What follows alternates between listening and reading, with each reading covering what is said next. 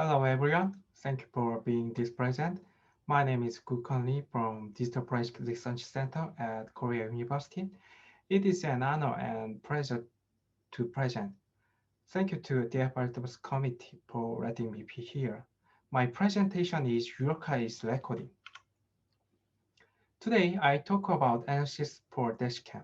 Everybody knows Dashcam. Dashcam as an onboard camera is recording 24 hours and 7 days. It is also called black box, digital video recorder, and event data recorder. The dashcam is a moving surveillance camera, so that is useful as a source of potential digital evidence. The dashcam stores variety of additional information in the storage device. We know that additional information is metadata. Metadata is a useful resource for analysis in digital forensic. Next, let's talk about motivation for our research. Nowadays, the dashcam is an essential element of the vehicles according to related law and regulations.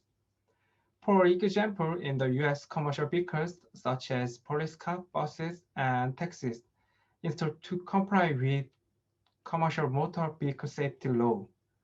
And private vehicles like Uber and Lyft use it to prepare evidence of accident investigation and resolve dispute on insurance claims.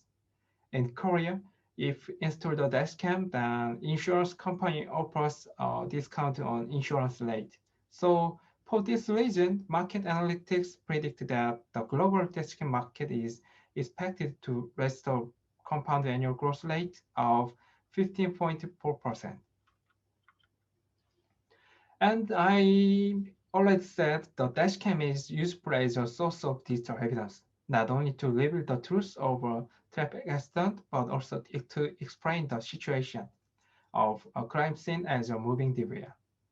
In general, dashcam stores proprietary multimedia data in a removable storage device, such as SD card and micro SD card.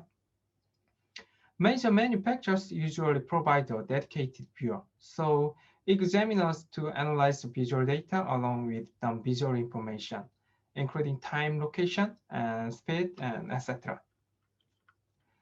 But they may have difficulty in responding to issues, such as bankruptcy of manufacturer and corruption of files using proprietary format. Under this circumstance, various studies have been conducted for dashcam forensic, but most of them focus mainly on extracting, recovering, and visual frames.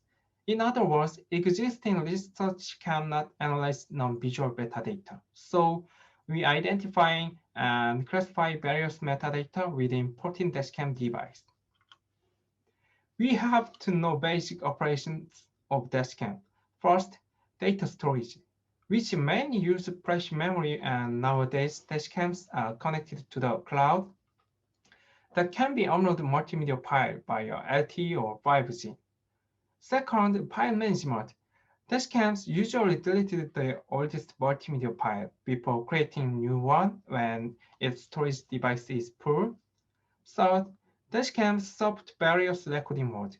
Basically, there are two modes, normal and parking. It is based on whether start ends on the vehicle. There is also event mode for recording when a shock is detected from 3-axis sensor. Also, manual mode can be used to begin recording manually whenever user needed.